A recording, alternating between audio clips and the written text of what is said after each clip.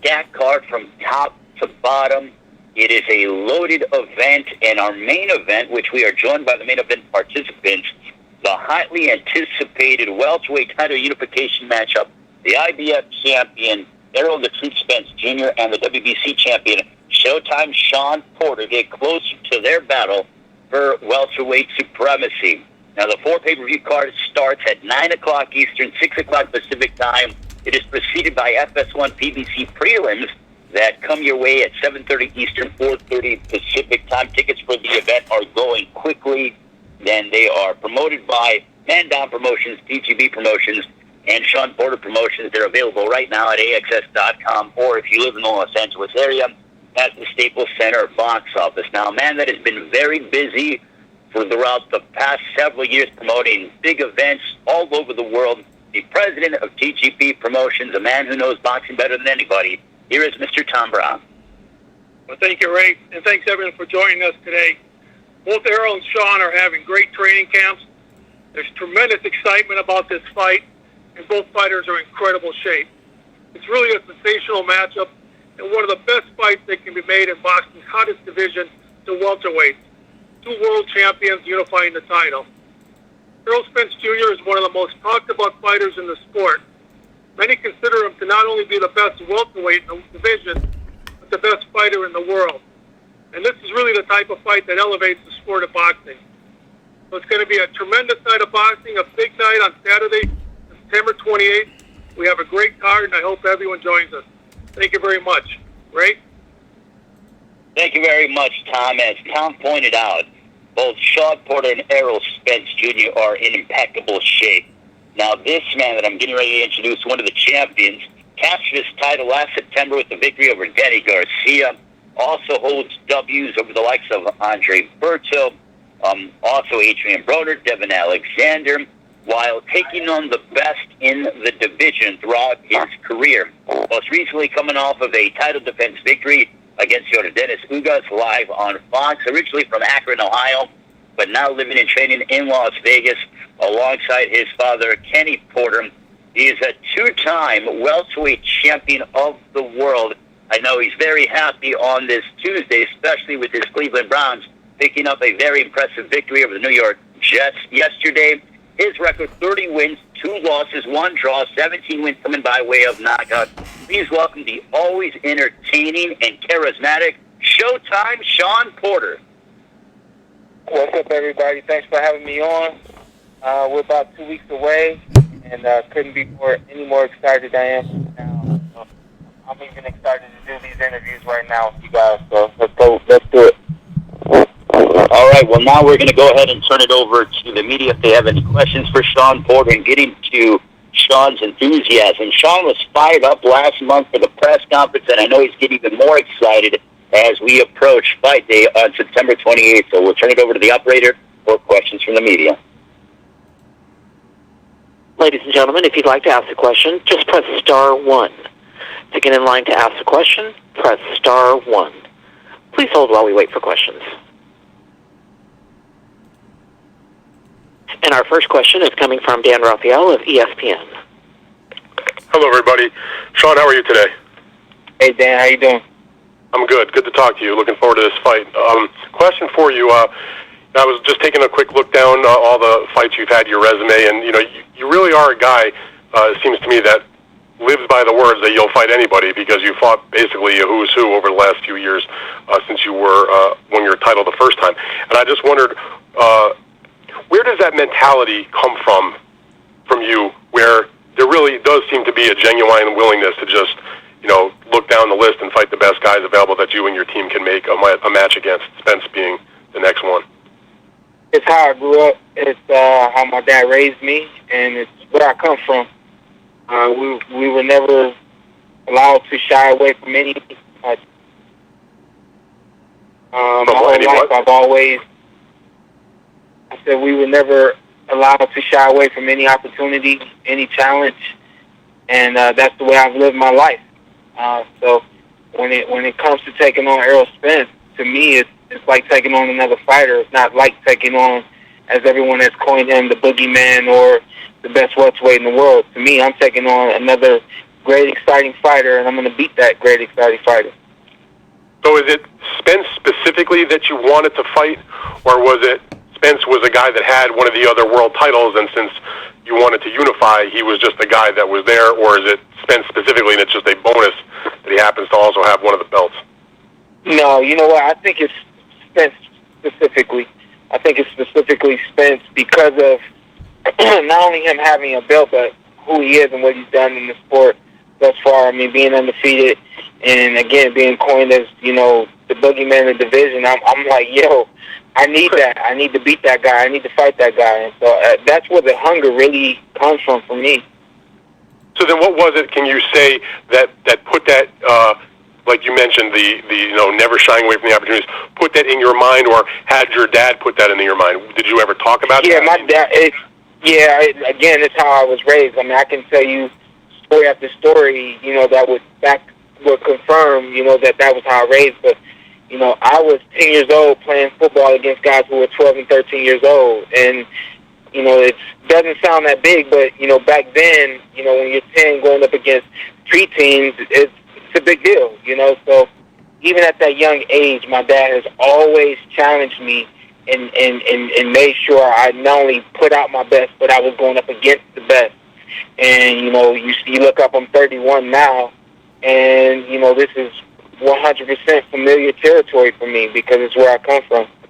So, Shawn, when you were fighting guys, you know, I was looking at the list, and I just sort of made a quick list of some of the best names that you faced, whether it was Broner, Berto, Thurman, Garcia, you know, mandatory, obviously, but you still fought him against Ugas.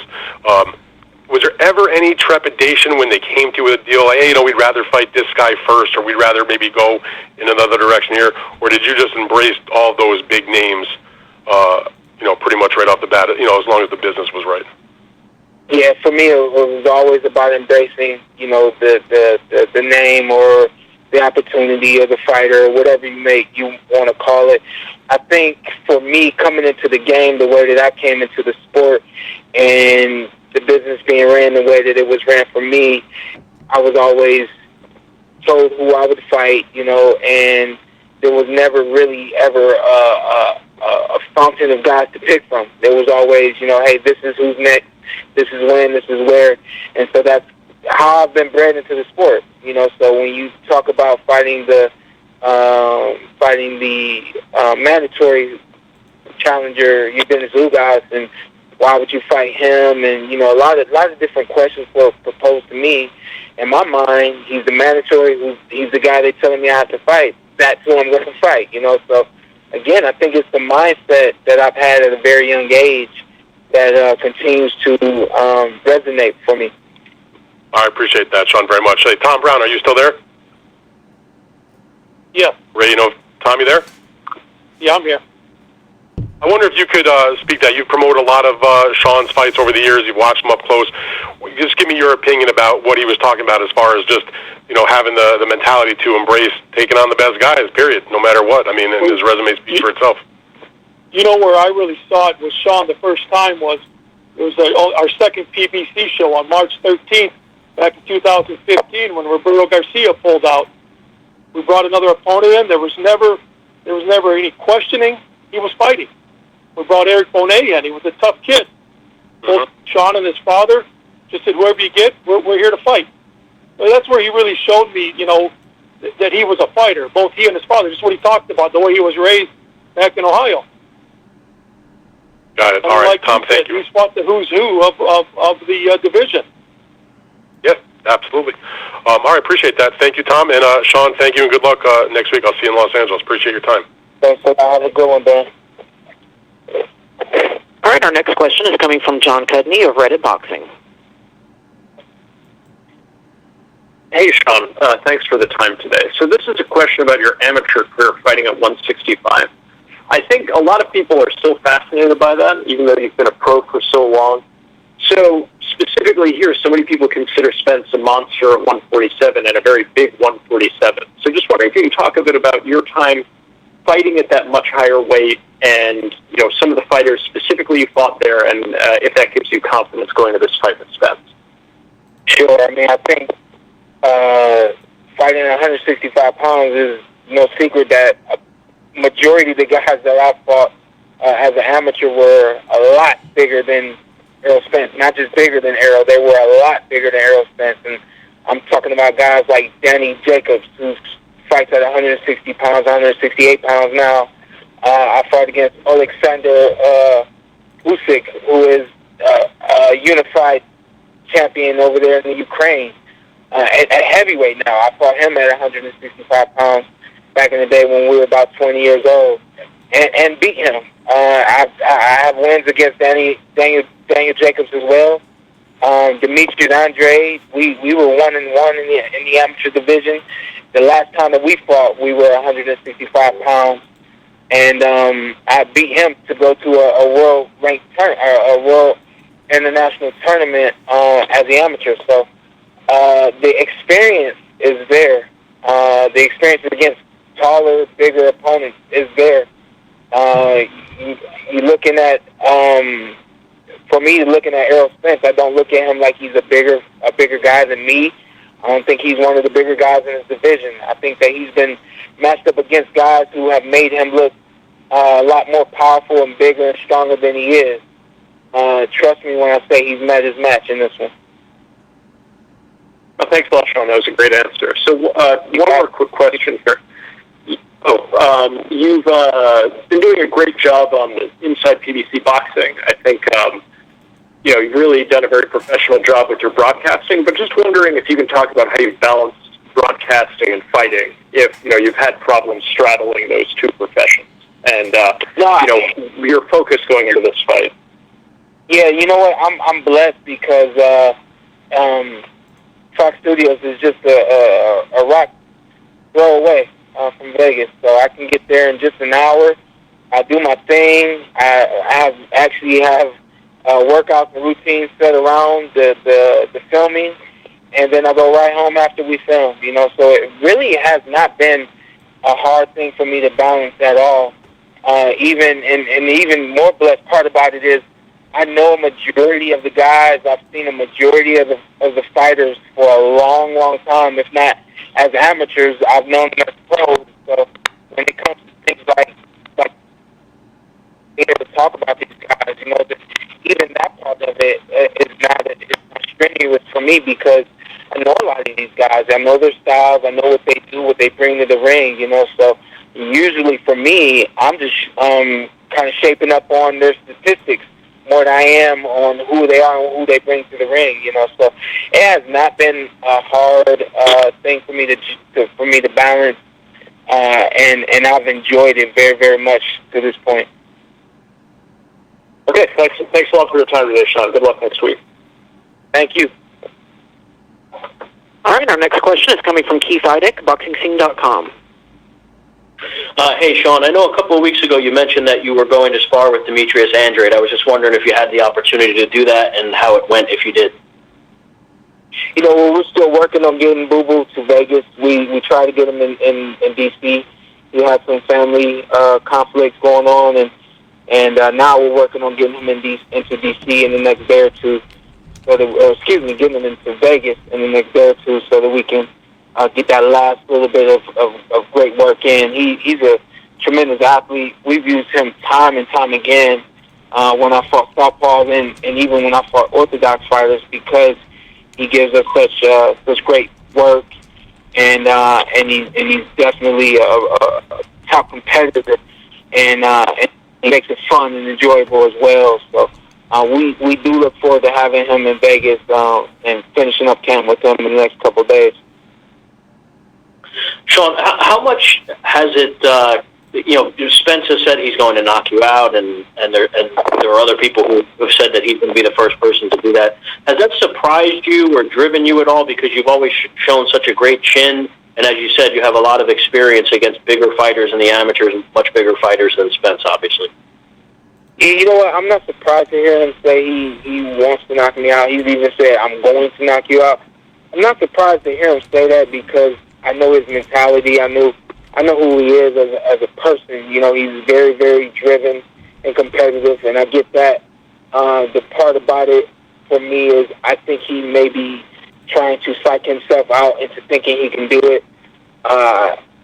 I think I have a proven chin. I'll go on record for saying no fighter really wants to prove his chin. We never want to get hit, get hurt, or anything like that. But, I've taken some pretty good shots from some top guys out there, and, I've managed to handle that and win and, come out on top.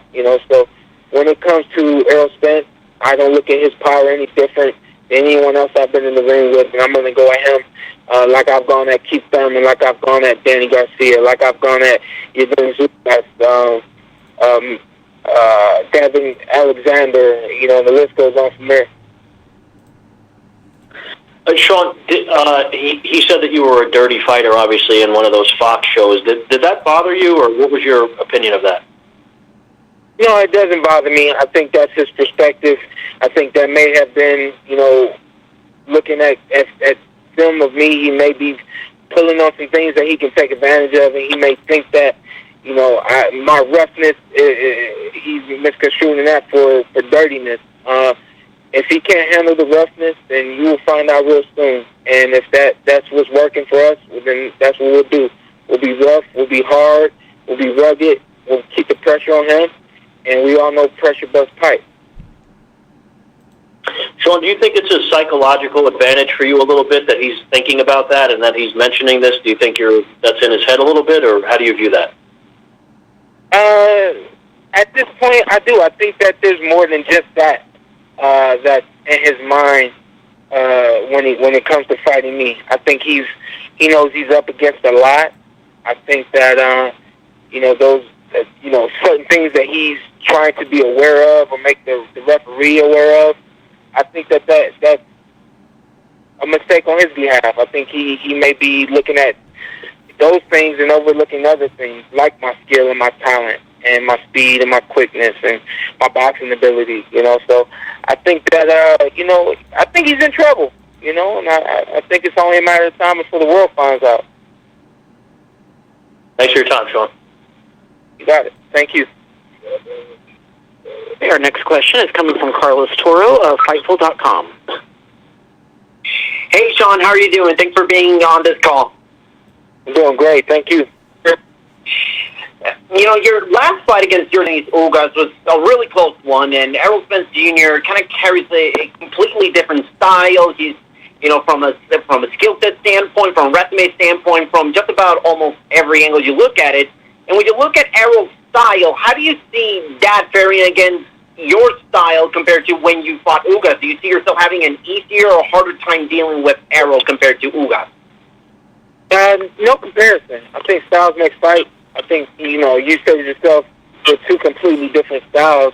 I think that they both have, in Dennis's case, had things that present problems for anyone that's better in the ring. I think for me, my speed and my quickness against Errol Spence is definitely going to be superior.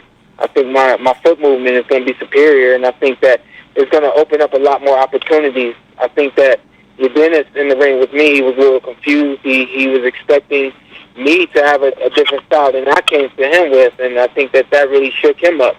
So a lot to say. I'm expecting to shake up Errol Spence. One of the things I remember when we spoke a couple of months ago was that you wanted to have a pay-per-view main event, on your resume. And so now that you got that, especially in a title unification, how does it feel being on this type of unique platform that so few fighters have had the opportunity to headline a pay-per-view? It's been a lot of fun.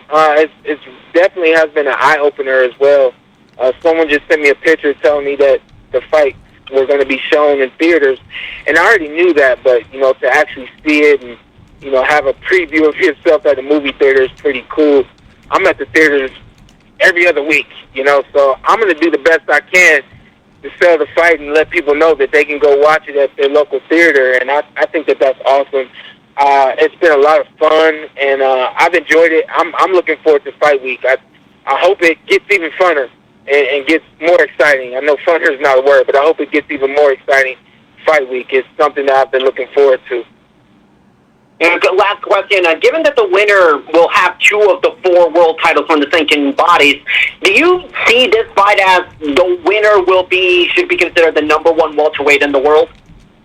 You know what I do? I think that I and myself and Errol Spence are the number 1 and number 2 guys. You call who you want to be number 1 and number 2, but the best part about it is one is about to fight 2, and one is about to get eliminated. I think that after I beat Errol Spence, especially the way I beat Errol Spence, I think that this will keep me as the number 1 guy in the division.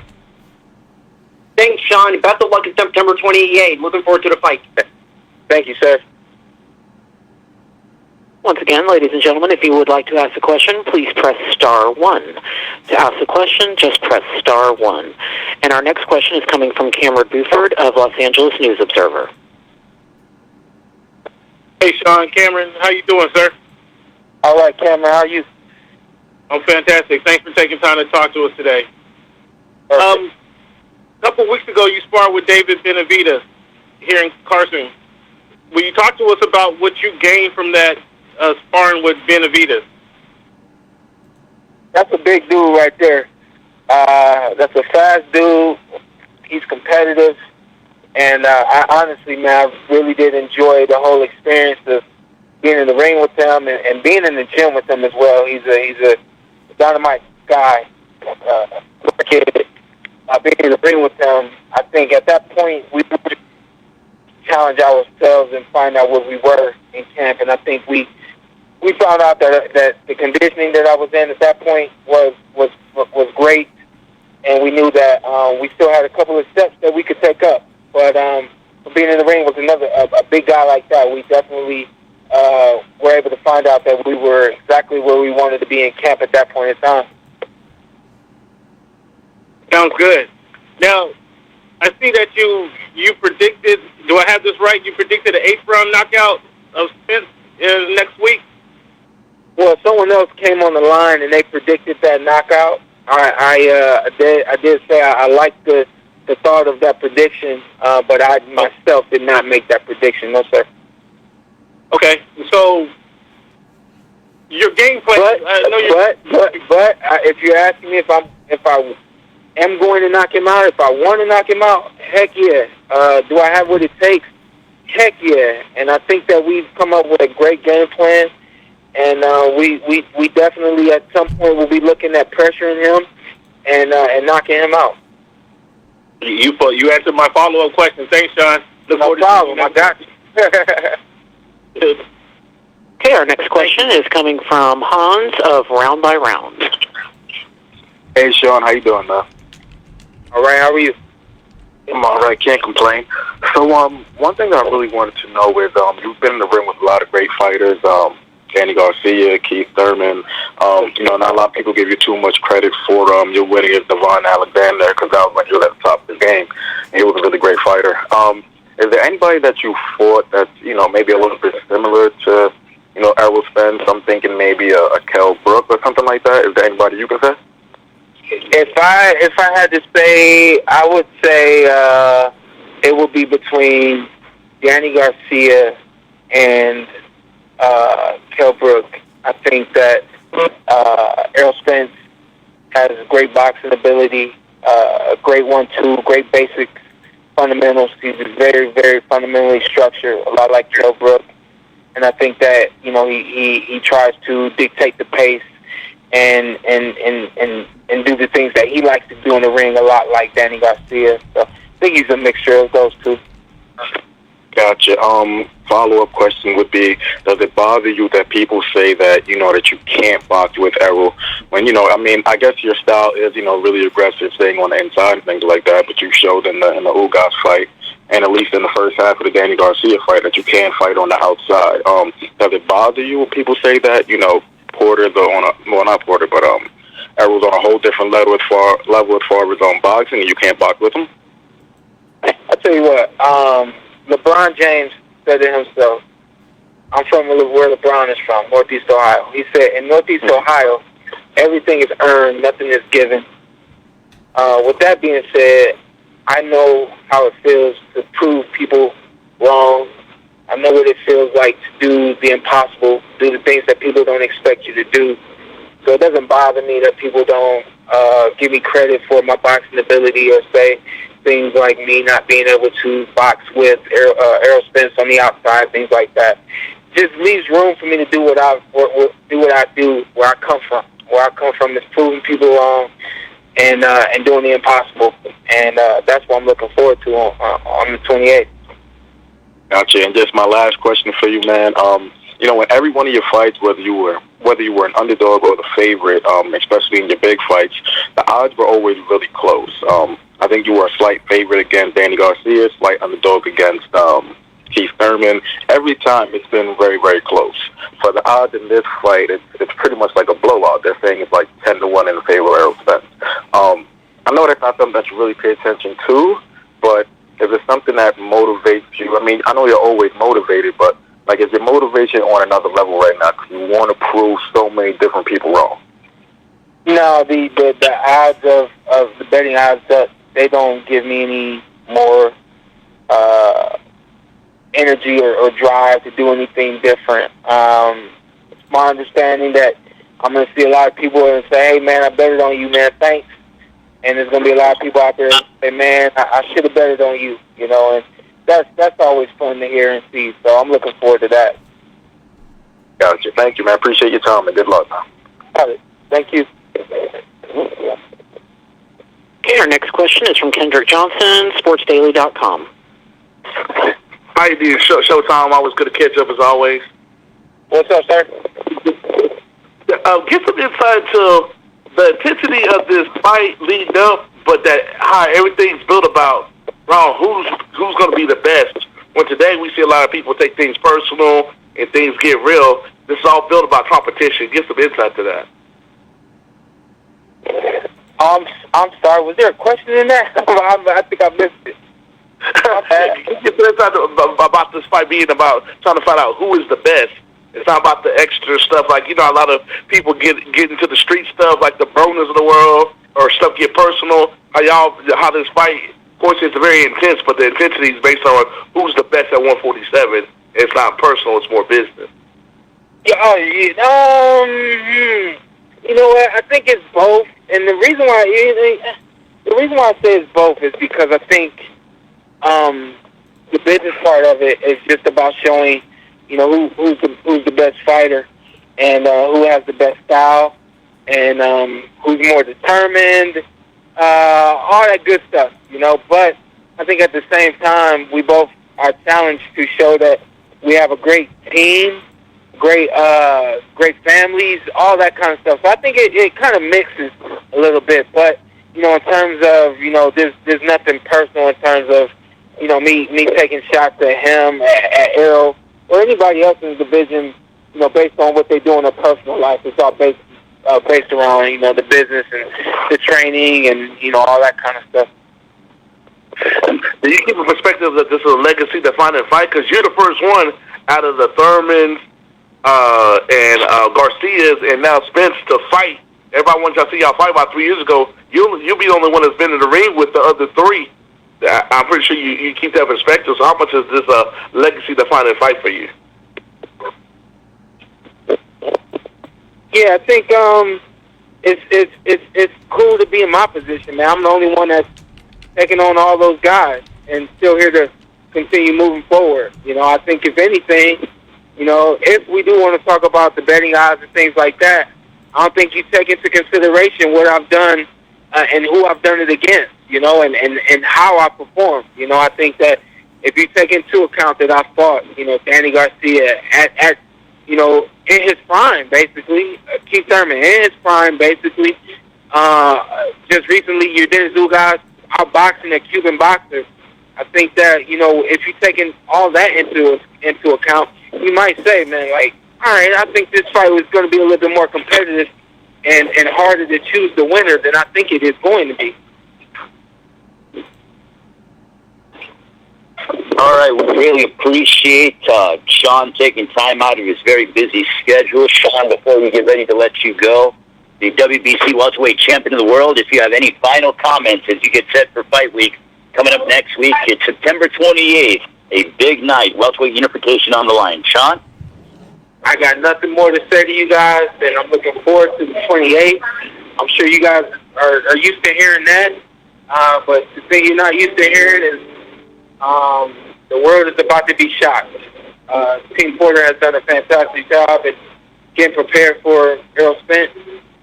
We are overlooking anything that he can do in the ring, but we definitely feel like we are the superior athlete, the superior fighter, and we are all looking forward to displaying that and shocking the world on the 28th.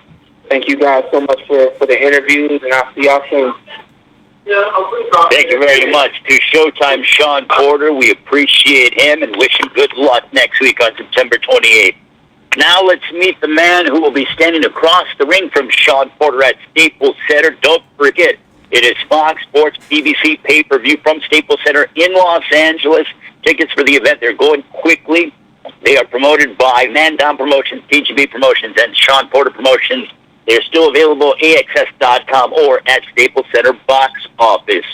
This gentleman is the IBF Welterweight Champion of the World, a 2012 United States Olympian from DeSoto, Texas, represents the Dallas area, coached by his longtime head trainer, Derek James. Captured the title back in 2017. He went to England, and he halted Cal Brook. Most recently, defeated four-division champion Mikey Garcia at AT&T Stadium in Arlington, Texas, for the first ever PBC on Fox Sports pay-per-view event. This man just gets it done, and at a very high level. As his level of opposition increases, he continues to wipe out his opponents, has a very tough test ahead of himself. His record, 25-0, 21 wins coming by way of knockout. Please welcome the reigning and defending IBF Welterweight Champion of the World, Errol the Truth Spence Jr. Errol? Hey, how's it going? Happy to be here. Training camp's been going real good. I'm excited that it's only less than 2 weeks away.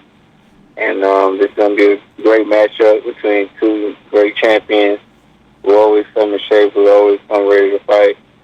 So I'm hoping everybody tune in or, come to the fight. It's going to be an amazing fight. Might be fight of the year this year. All right, well, at this time, we will open it up to the media. If you have questions for the IBF Welterweight Champion of the World from DeSoto, Texas, Errol Spence Jr., so we will turn it over to the operator for questions from the media. If you'd like to ask a question, please press star 1. Again, to get in line to ask a question, please press star 1. One moment while we wait for questions. Our first question is coming from Dan Raphael of ESPN. Well, thank you very much. Hello, Errol. Hey, how's it going? Everything is good, thank you. Errol, obviously it's a big fight for you, and I was looking back at some of your previous fights, and even though so many people regard you as a top pound-for-pound caliber guy, you have a world title. I wonder, in your mind, do you view Porter as your biggest test? Because if you go back through the best opponents that you have faced, he seems like he's probably Lamont was a little bit older. Ocampo was not that well-known. Garcia is terrific, but was obviously much smaller. Porter seems to be a guy that is much more would be on your equal than maybe those other guys were. What is your opinion of that? I see him as a tough test just because he's a world champion and just his fighting style. He's a guy that's aggressive and throws a lot of punches and is very energetic. So, that's why I see it as a tough test. He's a rough guy. Can't get dirty at times, and he does whatever it takes to win. So, just from that aspect, and him beating Danny Garcia, I see him as a tough test. And when you fight him, you mentioned his rough style and that sort of stuff. It's not a secret. He does have a rough style that he, whether it's on purpose or it's just the way he goes, there's elbows in his fights. There's some headbutts in his fights. It gets a little messy in there sometimes. How are you prepared to deal with that element of the physicality that he brings that's not necessarily to the exact letter of the rules? I can be a very physical person too, and like I said, I'm not of a small stature, so I'm a guy that I feel like I can ward it off or fight it off, or may do the exact same thing. So I just feel like as physical wise, I'm either more physical than him, or just as strong as him. So I feel like that won't really play a part in this fight. Okay, and when you were deciding after you had fought the Mikey Garcia fight earlier in the year, and it came down to you and your team getting together and sort of figuring out what the plan was. Was it Porter specifically that you wanted to fight? Did you want a unification fight of some type, regardless of who your opponent was? Were you disappointed that you couldn't get Pacquiao next, and so you sort of settled for Porter? I'm just looking for your thoughts about how this particular match came about. I was just looking for the next available guy, and I wanted a unification fight too. And Shawn Porter was the easiest fight to make and the quickest fight to make, so that's why I decided with to fight Shawn Porter. All right, so it was not him specifically, because I think I remember before the Mikey or after the Mikey fight that you really had your mind on hoping that you could maybe line up a matchup with Pacquiao, who had come to Dallas, was in the ring with you after the fight. A lot of people thought that might be the next fight. What were your thoughts about not getting Pacquiao, but taking on Porter instead? I knew it was a chance I wasn't going to get Pacquiao. I mean, Pacquiao is the bigger name, and it would have been a bigger fight, so of course I wanted that fight. But, I mean, Shawn Porter is a champion, too, and he has a belt, so I definitely wanted to unify, too. So I always knew that if I couldn't get Pacquiao, that, it was going to be a big chance that I was going to fight Shawn Porter. And one more question for you, Errol. We don't know how the pay-per-view on this is going to do, obviously, just because until the fight's over with. But in your mind, do you view the fight between yourself and Shawn as a bigger fight than the one with Mikey? Mikey, I guess, had maybe a little bit of a bigger name, maybe a bit of a bigger fan base. I think most people would look at the fight between yourself and Shawn as perhaps a more competitive fight. Where do you stand on that? Which is the bigger fight in your mind? I think Mike Garcia is a real big name in Shawn Porter, but as a fan-friendly fight or as an entertaining fight, I would say, this fight with Shawn Porter is going to be, I feel like, way more entertaining and way more swings than the Mikey Garcia fight if it didn't have any. So, I feel like the Shawn Porter fight, just because it's a unification fight and it's a real fight, I feel like, the Shawn Porter fight is bigger. All right, name-wise, go ahead. Finish up what you're saying. I said name-wise, I would say the Garcia fight is bigger. Gotcha. All right, Errol, thank you very much for that. I appreciate it and look forward to seeing you next week. And our next question is coming from Carlos Toro of Fightful.com. Hey, Errol, thanks so much for being on this call. Really appreciate it. No problem. My first question, obviously, the last fight against Mikey Garcia, that was a pay-per-view event. Now this one being your second pay-per-view event. When it comes to sort of, I guess, dealing with the media or any obligations that you had that doesn't necessarily correlate to preparing for the fight itself against Shawn Porter, do you think that it's been easier this time around just because you have the experience of preparing for a pay-per-view event against Mikey Garcia, or would you say it's more or less the same? I think it's a lot easier. It was the first fight.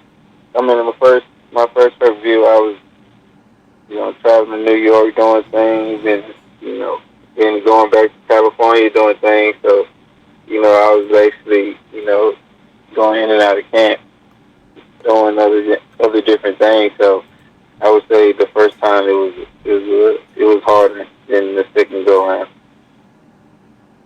I asked Shawn this question earlier in the call, and I wanted to pose this question to you.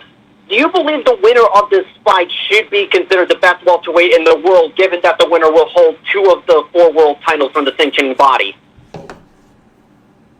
Definitely. There's no way around it. The winner is the unified champion, so I definitely think, it should be considered, number 1 welterweight in the world. Well, I would consider myself as number 1 welterweight in the world anyway, so, with myself holding 2 belts, it just makes me, by landslide. Thanks, Errol, and best of luck on September 28th. Looking forward to the fight. Thank you. All right, our next question is coming from John Cudney of Reddit Boxing. Well, hi, Errol. Thanks for being on the call today. So, question, been following your career basically since you turned pro, and you rarely claimed or spoken out that you're going for a knockout. So just wondering if you could talk about that. This fight, you've been a lot more vocal that you're going for a knockout, that you would knock Shawn Porter out. Usually you're a little more reluctant to say that. Just wonder if that, has to do with his style, how your styles will mesh, your overall respect for him as a fighter, or just the mindset you're bringing to this fight that you just, it's just something you really want this time around. Just overall, just my mindset, something that I want, and just, I feel like, the way he fights and the way he comes forward and the way sometimes, he's reckless, aggressive. I think, I can exploit that. So, it's just my whole mindset, even before camp, to try to get the knockout, but not force. I'm not going to try to go in there and just force the knockout, but, I'm going to try to work him down. Yeah. Okay. One more quick question. So I believe you have never been cut as an amateur or a pro. I know that's been a storyline in this promotion. Just wondering first if you can confirm that you've never been cut as an amateur or a pro, and also how that's factoring your mindset going into this fight. It's a big topic of discussion in the boxing world, especially after Fury had that horrible cut over the weekend. Wondering if that could be a factor in this fight. Not a factor, so I guess it happens. So I've never been cut, nothing, so never had a swallowed up eye or anything like that. So, hey, I'm blessed. So, okay, so it's not something you guys are overly focused on going into this fight. I never worry about it. Okay, well, thank you very much for your time, Errol. Good luck. Thanks. All right, ladies and gentlemen, if you would like to get in line to ask a question, just press star 1. Again, to ask a question, press star 1. And our next question is going to come from Hans of Round by Round. We still got 15 minutes Hey, left. Errol, what's going on? Just going to jump right into it. In all of your fights, you usually look really good, whether you're knocking somebody out or, outboxing a guy for 12 rounds like you did for Mikey Garcia. It's never ugly or anything like that. It's just, a really pretty fight. How do you kind of prepare mentally for a fight where for a fact it's not going to be just you outboxing a guy, or you just coming in getting like a real easy and, eye-pleasing win and things like that? Like, how do you prepare for that, physicality that's going to come with that fight? Just basically trying hard.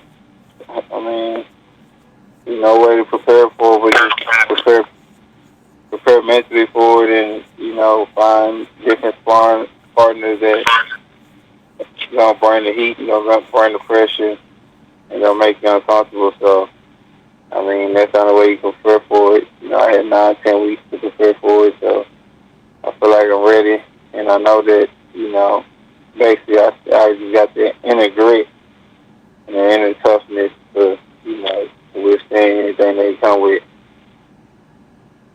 Gotcha. Another thing that I wanted to ask you was, I'm not sure if he's the toughest opponent you ever fought. I would probably say that it's maybe Kell Brook, but would you say that he's the toughest style that you ever had to, probably deal with in the ring, or at least preparing for? It could be. I wouldn't know to the fight over, but looking on the film, he's the guy that comes forward and try to beat you up. So, it could be. Gotcha. And just my last question for you was, kind of piggyback on what somebody else said about you being so vocal about getting the knockout and things like that. I know usually you don't speak about it, but that's probably something that you look for in every fight. Are you trying to, probably set more of a statement in this fight?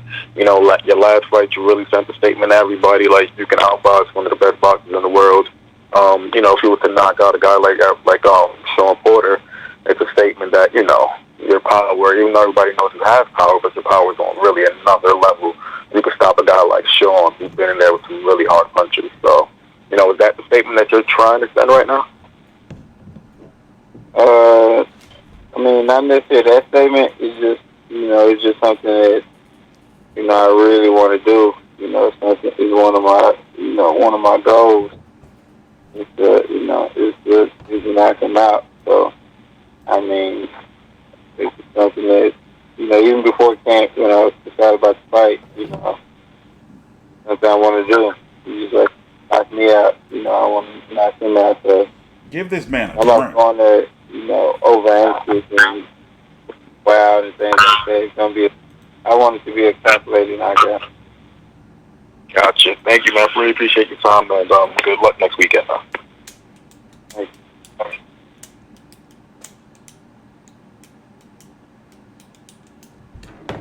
Oh my God. Go ahead, Cameron, Los Angeles News Observer. Cameron, Los Angeles News Observer, where you at? Hello, Errol. How you doing, sir? Doing good. Hey, leading up to the Mikey Garcia fight, you mentioned a couple of times that whether it was fans or people in the media wouldn't give you credit for beating up Mikey for the various reasons. Do you feel beating Porter will give you that respect that you deserve or seek? I think I'll be getting a lot of respect and things like that. And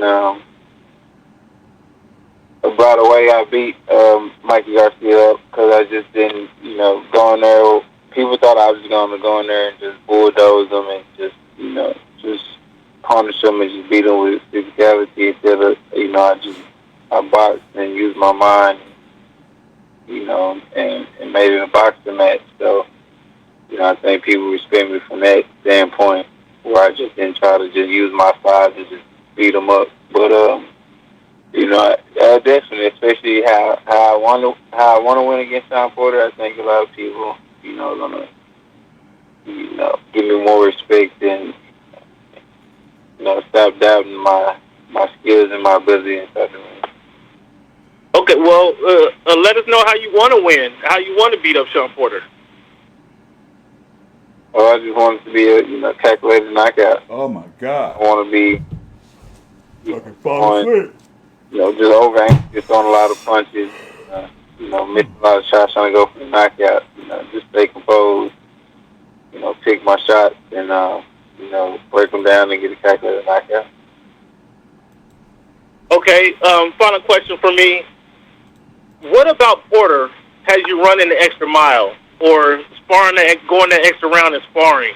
Have you doing more sit-ups? What is it about Porter that has you working a little bit harder for this fight? Porter's a guy that just, Porter's a guy that trains hard.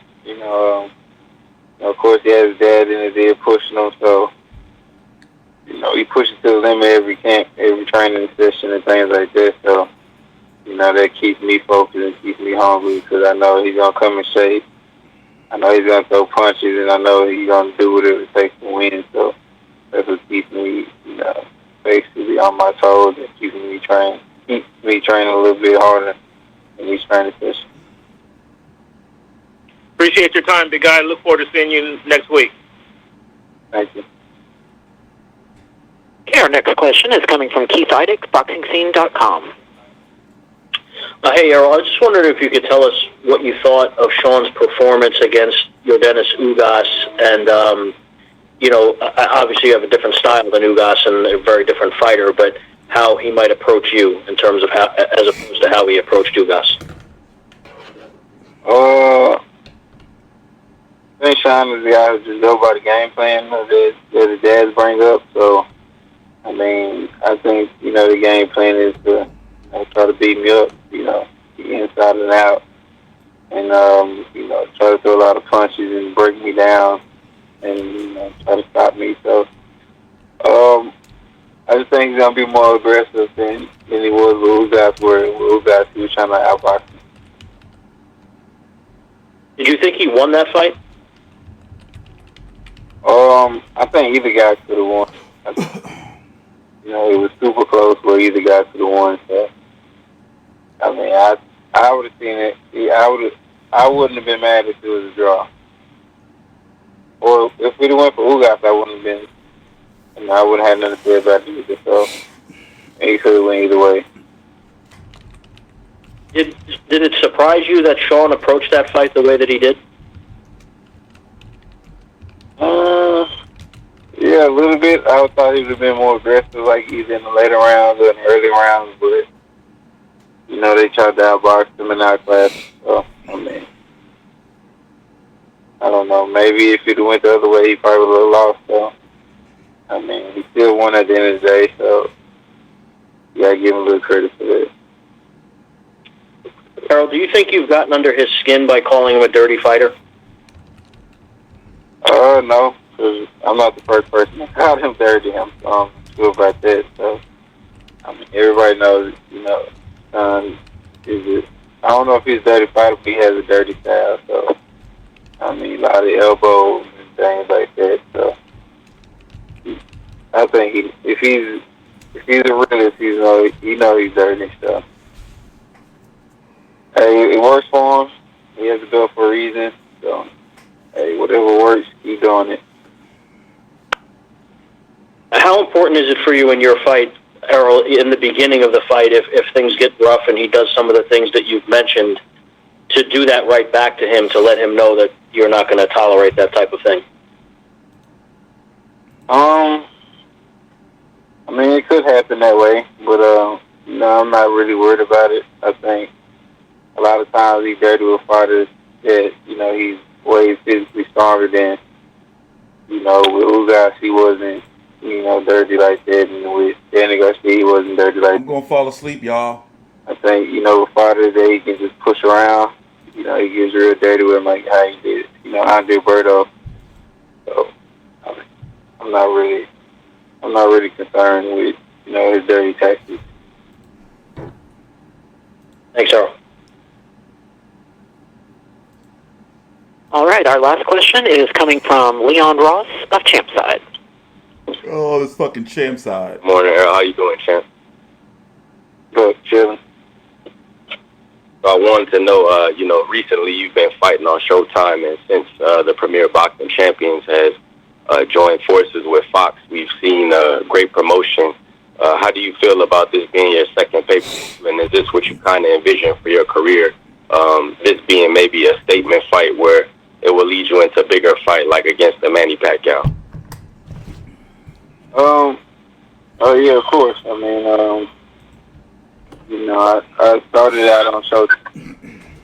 We got, a lot of love for Showtime. I had my first fight on there, my first title fight on there. So, it's a lot of first moments on Showtime. So, but, Fox been having great promotion, throughout my last two pay-per-view fights, it don't get any bigger than, you getting slots in between, NFL games, especially, Cowboys games versus teams. So, it don't get any bigger than that. So, I mean, the promotion been great, getting all those commercial slots, things like that. So, I'm very happy how the promotion been going and how they've been advertising the fight and, just being behind us 100%. So, it's been a great ride. And then can you talk a little bit about what role you play in, having your hands on man-down promotions? You got a couple fighters fighting on this card. If you want to speak on that a little bit. Yeah, I got, basically man-down promotions that's co-promoting. And my, couple fighters under my banner that, I'm fighting on the card that's been fighting Burley Brooks and Amon Rashidi.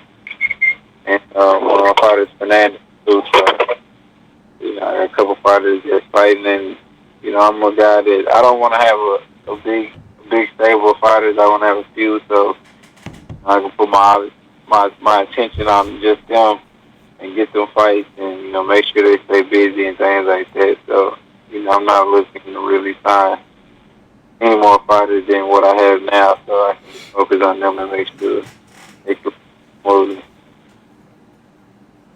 And then my last question is, how will you balance whether to dog it out with Shawn Porter or when to box? I mean, do you whatever he doesn't want to do, is that what you do? And come on, man, shit. You approach just balancing it out because it seems spit it out. A battle of wills almost. Because we know Shawn Porter, like you said, he never stops coming, and you said that he has a very high willpower.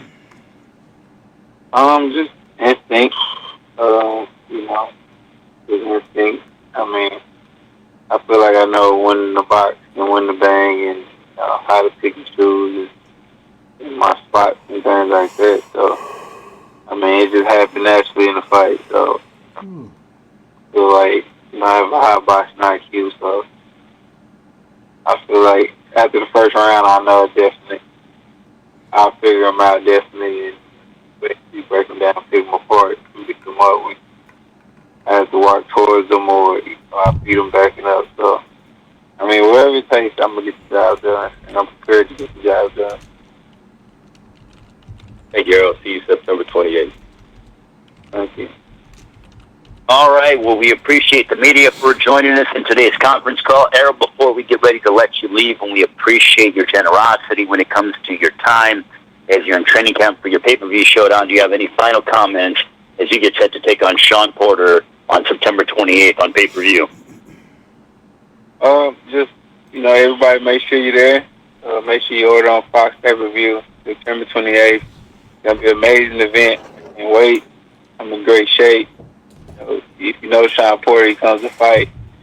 And like I said, I'm looking for the knockout. So, I mean, this fight be fight of the year if he can withstand my punches throughout 12 rounds.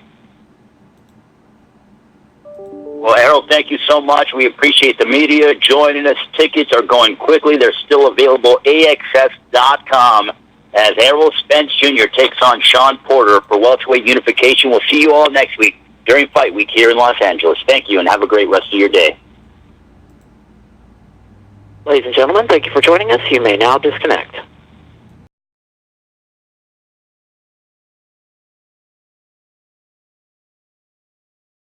Oh my God, that was some shit, wasn't it?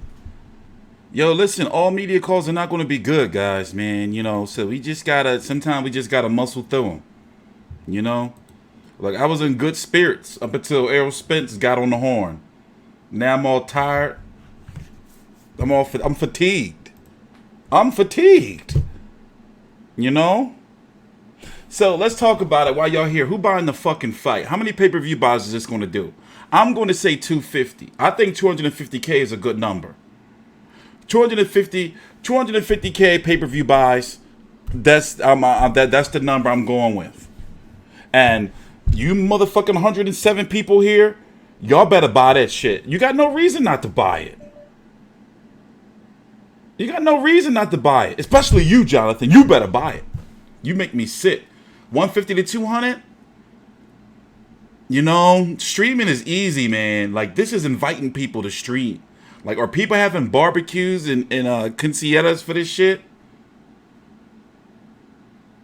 I don't hear nobody saying, like, oh, that motherfucking Spence Porter, you know, let's get the grill out. And it's going to be September the 28th, so you can still grill. It can be the last, you know, but I'm not hearing the buzz. I'm hearing the buzz like people going to stay in the crib. You buying standard definition? Oh, you need you're going to burn. You're going to burn in hell for that. That's crazy. Don't ever say no shit like that in my chat. I'm going to get HR to look into your mod status. God damn it, Sonia.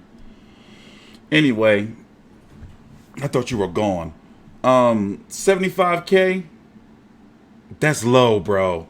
That's like, hold on, let me turn that off. That's fucking some emails about Gervonta Davis. Let me read this real quick. It's likely an email of them talking about how he was on. I was watching football this weekend. I never watch football. And they was like shouting him out during the game. Yeah, that's what it is. It's the email of them. Yeah, that's what it is. No, I don't care. But yeah, that if you're saying 75K, that is Crawford number. That's what I was gonna say. That's Crawford Posto. God damn it! All right. Let me log out my email. My bad. Let me log out my email. All right, there we go. That's Crawford Posto numbers, bro. You disrespectful. Stream or die?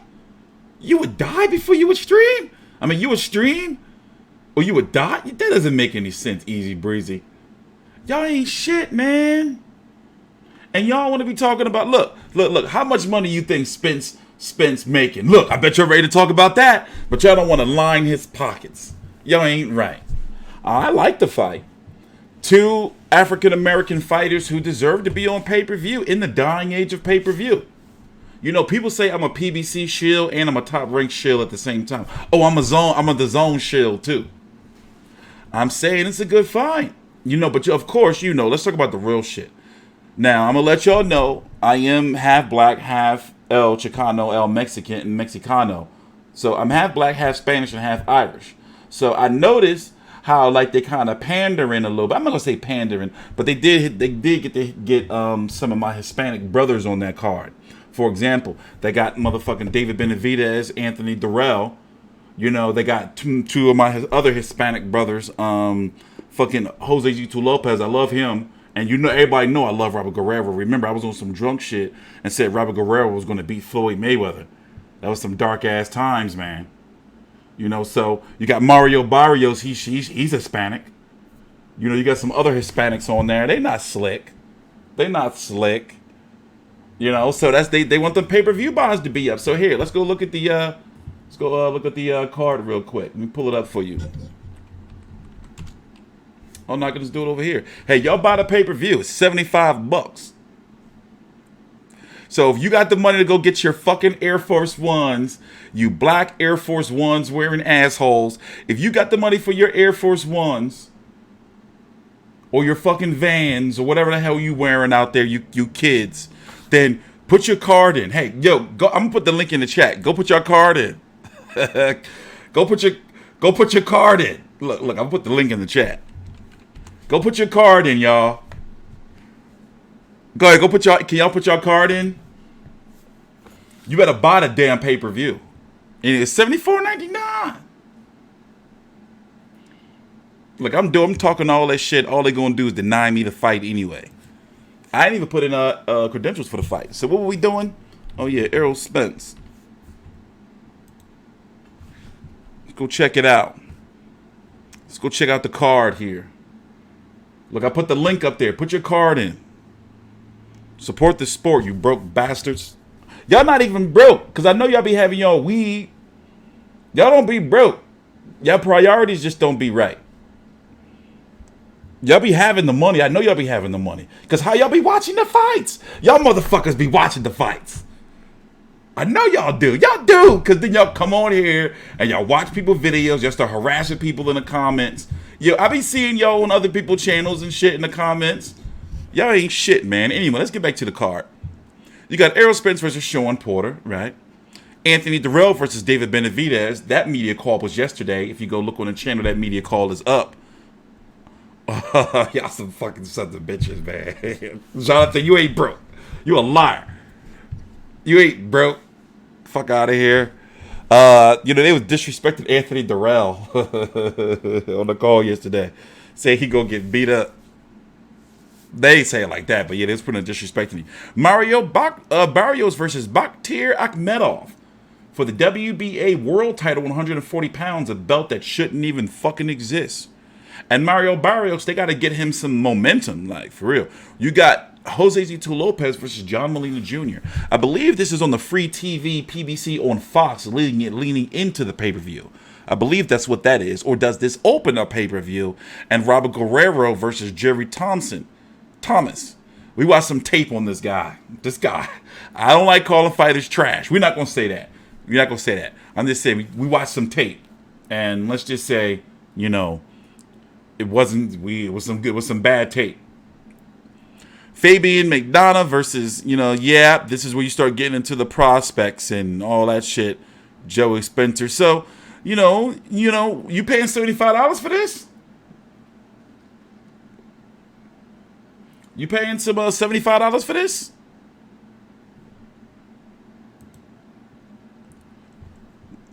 Do it for Kenny.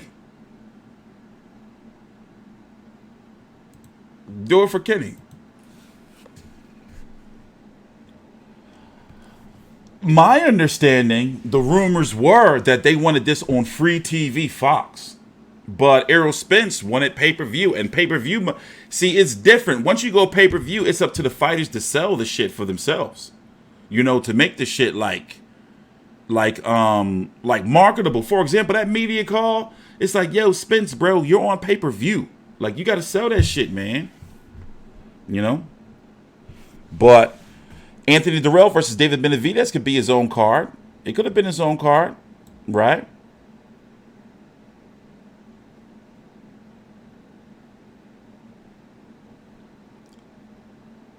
Jose Zito Lopez, John Molina.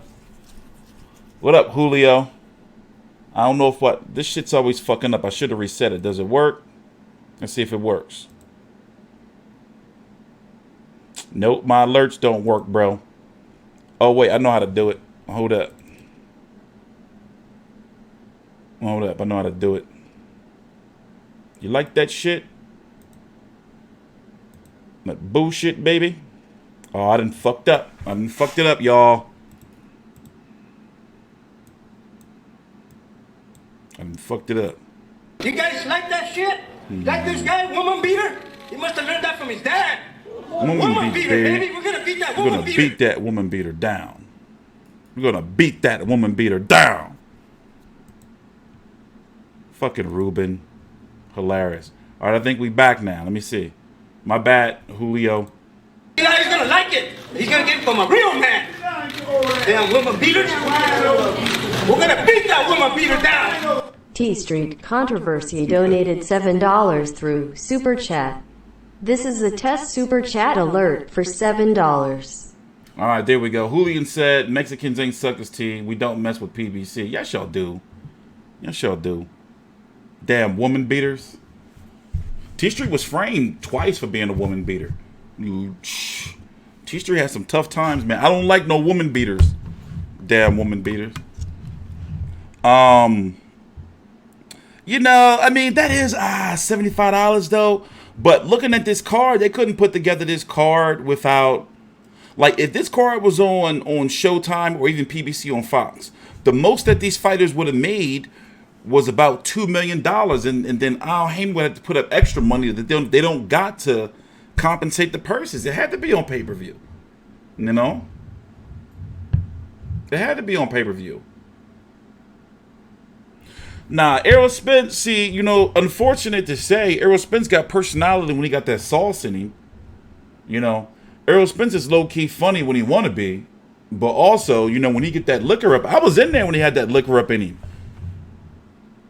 I don't think I was there though. Was I there when he took over the mic and he called Regis Prograrius, some mythical ass dragon beast? Regis Prograrius. He's like, Julius Ndongo lost to Regis Prograrius. The fight is $75. You're buying it? Jesse, you got some money? Jesse, you got the money, Jesse. You got some money, Jesse, yo. Now, this ain't no fucking telethon. I'm not going to be pandering PBC. Hey, go buy the PBC pay-per-view. They be disrespecting the shit out of me, man. And my team. Not all the time. Like, New York, we be cool. Like, if I go to an event, like, they let me into events. But then when I try to send a team member and shit, they be like, nah, you got to come. Like, fuck out of here, man. You know, y'all got to chill. That shit not cool. But yeah, I told you, I don't have really no joy in going to events. I want to be here and like coordinate shit out in the world. I ain't seen Al Haymon in a minute. No type of resurfacings or anything. What happened to PBC folding or is hell freezing over? No, shit is still going down over there. That's why did you notice that Wilder Fury 2?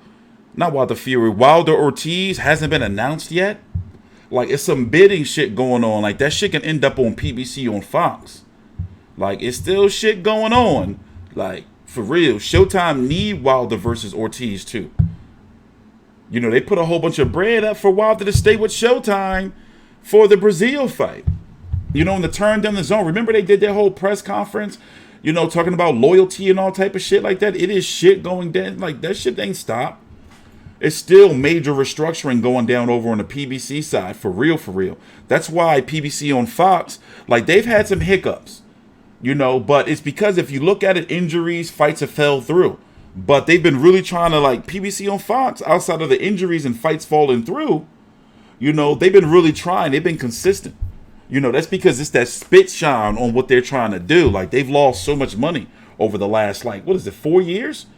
Like, damn near fucking over $500 million. Like, what the fuck? So with this new PBC on Fox shit, this shit's gotta shine. Like, they don't like that shit that happened with Lara versus Ramon Alvarez. That was supposed to be one of those cards that was stacked up, even though the main event wasn't that good. It was supposed to be Lara versus Canelo's fucking balding brother who missed weight. It was supposed to be Peter Quillen versus Caleb Truax 2. And then, you know, I forgot it was another fight or whatever. That card wasn't supposed to be that bad. And then remember, we lost Charlo versus Harrison too, because Harrison got an injury. And what other fight had fell through for them for PBC on Fox? You know? Robert Easter's supposed to be fighting who? Who they say again? I keep forgetting. Who the fuck is Robert Easter supposed to be fighting? It's a quality fight. I forgot already. A quality fight. Robert Easter's in talks to fight somebody. I forgot.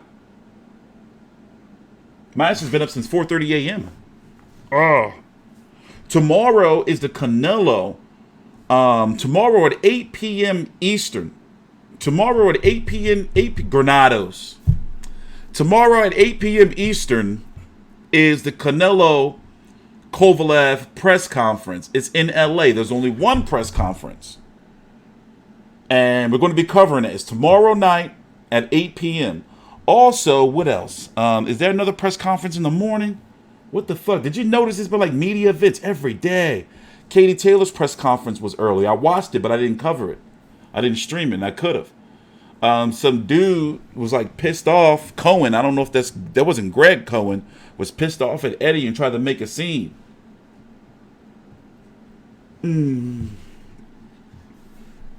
But Wilder versus Ortiz has got to be announced any day now. Like, for real, for real. You know? Also, news has come out that Fury's cut is going to take about he can't spar for 7 weeks. And that he will be able to fight Wilder on February the 22nd. So, it looks like he won't miss any extended time. Let's see what Sonya's got to say. Sonya's got a very profound reputation on the internet. Especially in, like, YouTube channels. We're fucking sending all these fucking long-ass... Her and Dolores sending long-ass fucking essays in people's chats and comments. But good afternoon, Dolores. Checkered history. Went well spent when on Fox lived. All right. Now she probably gonna try to cuss me out or something. See, this is why people. Oh, I didn't even read that. Damn. Somebody sniped you, CB. I was gonna read that. See, this is why people get blocked, TstreeT. You have clowns like Britt saying Fury get knocked down by Wilder left hook. He did get knocked down by a Wilder left hook. Did he not? It was the right and then the left hook. And his neck had, like, twisted. Yeah, it was a left hook. I just think that Fury need to stop that showboating shit. That shit is, like, you know, is cringy now. It's getting old. It's cringy now and it's getting old. And also, I got the tape. Don't make me pull up the tape. See, it's not like it used to be. TstreeT can pull shit up now. TstreeT got the footage. Yeah, people been coming at Eddie Hearn's neck lately at press conferences. You know? No disrespect to the GOAT. I mean, the GOAT man, cut man. But I watched that shit over again, and I was like, all right. You know, that's all I'm going to say. I don't want to throw no shade. I already just threw some side shade.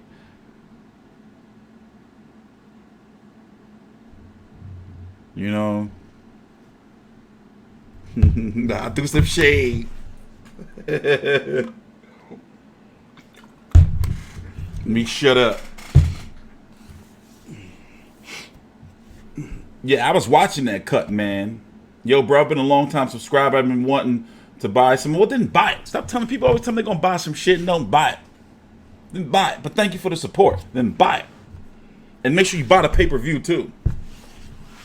And get the zone. Also, get the zone and get some other shit too. Make sure you get ESPN Plus. People bitching about $5 and $20. You know, I got 3 DAZN subscriptions. I get 1 free every month. I got a $20 one because I fucked up and didn't have it renewed, and I still got the $10 joint. I don't even know why. I got too many DAZN apps. I got 2 ESPN Plus. I used to have 3. I got 3? I got 2 ESPN Plus. 1 UFC Fight Pass. What else I got? Bunch of other shit. Vitaly cut was worse because it had like the split had connected. Like it was 2. Vitaly cut was worse, I think. And then Lennox Lewis kept rubbing his fucking dreads in it. Them jagged ass braids he had. Very high ring IQ to do that shit. But then you had Otto Wallen just so Otto Wallen was he the OG. He just was straight. What did he do? When he did the little paw, that shit was all blatant. And he looked Tony Weeks right in his face and just was like, pulled the shit out of Fury cut. What about John Fury calling Tyson to fire Ben Davis? It ain't gonna happen. But I think that's just what that just was Big John. John is Tyson Fury's pop. I think that just was him like, yo, get your fucking camp together. You're like some fucking clowns. I mean, I'm like, you know, at the beginning, like I've been covering Fury for years. Way before these motherfuckers thought, you know, even knew who he was. I've been covering him. So he been like that, but now it's like on a bigger, more cringier scale. Like it's like, all right, bro, like the people, I'm tired of that shit, man. I'm tired of that shit. I did like the entrance, but it's like, all right, bro, you gotta tone that shit down. Like that shit is, you know. And I do feel that if he didn't get cut against Tom Schwartz, that he would have outboxed Tom Schwartz and probably like put on a boxing lesson or probably stopped him. I think the cut, like that changed a whole bunch of shit. But even then, I was saying to myself, like Tyson Fury should even still keep his distance with the cut because he was fucking this shit up himself. You know, I understand he was trying to wipe the blood out of his eye and everything like that on the Otto Wallen, but he was opening up the cut like worse. Like think about it, the cut was first on top of the like right on the eyelid. I mean above the eye. Like right there, and then the other one was on the eyelid. Where did that one on the eyelid come from? Otto Wallen wasn't like targeting the cut. Remember, we were looking and we were like, yo, like Otto Wallen, why don't you target the cut? Even though we wasn't rooting for Otto Wallen. He wasn't really targeting the cut. Tyson Fury bowling his head in and then like doing all this shit. He's lucky. But you know they had to protect the bag. The bag, that's too much money. That was too much money. Yeah. There was too much money. I didn't see that cut. I didn't see the quarter cut it. And how was it going to close when it wasn't swole? I don't know, man. That sounds confusing.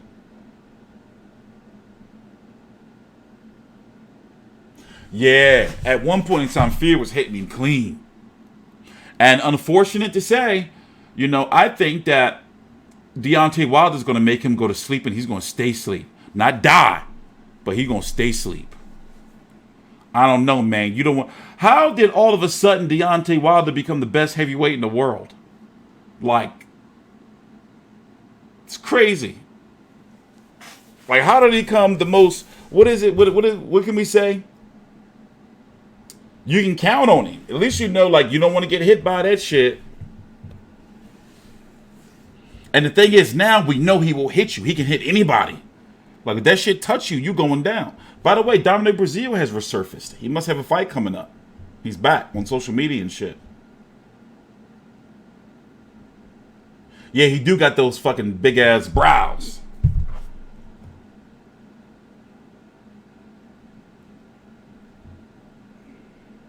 Yeah, man. Ever since his shit been like fucking bionic. What was that? when he broke his hand and he got them plates and rebar and all that shit in there now. Ever since he got that shit, he been motherfucking... I mean, look what he's doing to people. Fucking remains to Vern, Luis Ortiz spitting all out his mouth, looking around from an uppercut. Poor old Tyson Fury lost his life for a little bit. And Trouble Brazil, fucking Trouble Brazil, he met his troubles. Trouble Brazil. He got his shit fucking pushed in, man. He's like, I didn't even bring my Urban Dictionary to be understand this trash he's talking. Like, I was like, fucking Dominic Brazil gonna fuck Wilder up. Wrong.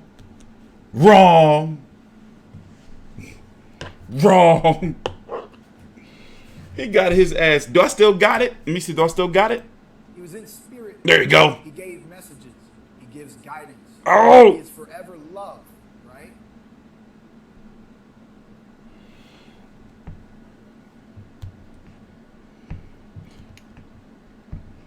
Nah, Brazil's not washed. He's just Brazil, you know. He gave spirit. Oh, he was in spirit. He gave messages. He gives guidance. He is forever loved, right? That right hand is forever loved. That shit will give you nightmares, man. And then everybody keep doing the same shit. You can't let Wilder stand still and charge up. Like, even if it's just for a couple of seconds. Once he gathered that energy, like, you done. You done. You can't stop that. And now his windmill is much more defined, or I don't know how to describe it. It's cleaner. It's clean burning turbine now. It's not a windmill. That's some turbine shit. That's the fucking big white fucking thing with the fucking 3 blades. That's Wilder shit now. That ain't windmill. That's turbine now.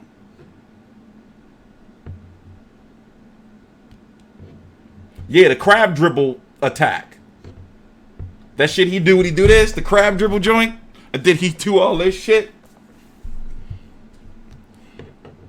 The crab dribble. Who was that he had hit up? That was Bermaine Staverne hit with the crab dribble, right? The little juke knockout. The fuck?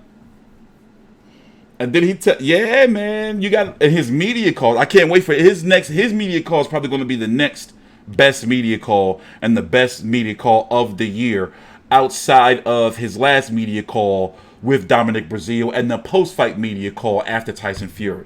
I'm guarantee you this shit going to be good. I guarantee this shit going to be good. Yeah, remember the Brian the Crab dribble? Don't you know his pop is really a preacher? Pastor Wilder, did you see him? On All Access, his pop is really this tall-ass preacher man. Let me shut up. Wilder gonna beat me up. He gonna get me. Let me shut up. And he looked just like Wilder, but like in preacher pastor form. Like straight from the pulpit, man. Put the blood coat in on Brazil. Did Brazil bleed, or was he just knocked out? Because he did put the blood coat in.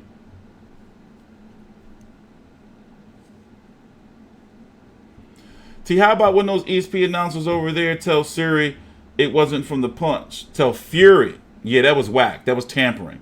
I didn't like how Bernardo and Suna went over to Ben Davison in the corner between rounds and was like, you know, and told him it was from like a punch and not a headbutt. That's like tampering, right? Because they didn't know. They thought it was a headbutt. You know, that was kind of tampering. That was kind of tampering. I think that was tampering. You know?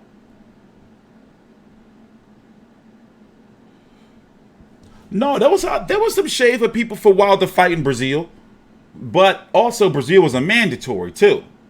You know, there was some shade.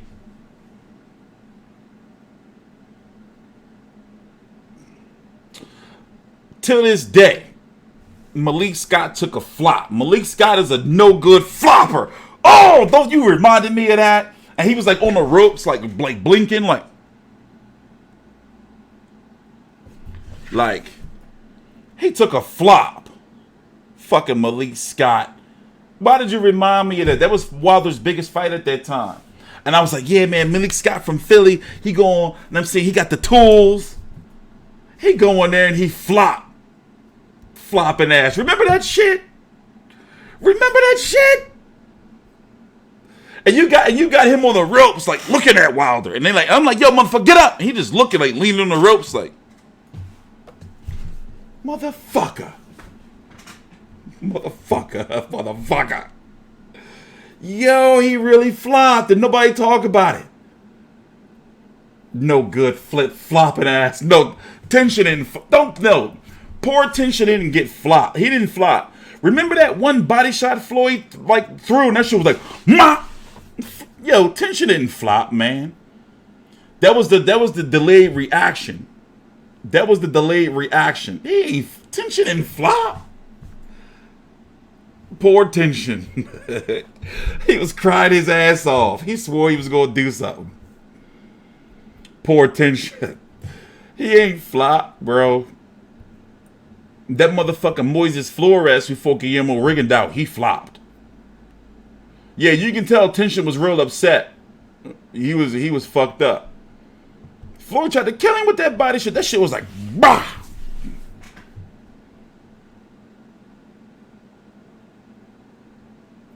Floyd trying to have him. Yo, this is the first time I'm mentioning it. Floyd, supposed to be fighting Manny Pacquiao in that fake ass news. He tried to thirst trap on September 14th. Nah, Floyd. Nah. Yeah, they definitely tried to put Tension in there with Tank. Fucking floppers. I do need to do a video on no good floppers, man. It make me sick. Flopping around. People probably do think he disgraced his family. They should have let him kick. They should have let him do his kung fu. They took away his karate. I was like, oh, Floyd going to Rising. Oh, he going to be them leg kicks. They was like, this shit is a boxing exhibition. They took away his motherfucking karate. He was little as shit in there. Floyd fought that little ass boy. Somebody little man. Beat up that little kid. Then laughed in his face. Tension crying. They raising his head. Floyd just looking at him, just laughing. You a son of a bitch, Floyd. You a son of a bitch. Doing it to that poor kid. But alright, guys, we gotta get out of here. I got some shit to do. I'm TstreeT Controversy with FightView360.com. Remember, Canelo versus Koval at final press conference tomorrow. I hope some funny shit happened. You know, it's at 8 p.m. Eastern, about another 5 hours from now tomorrow. I hope some shit happens, man, because these media events been whack since the Chisora one, you know. Please subscribe.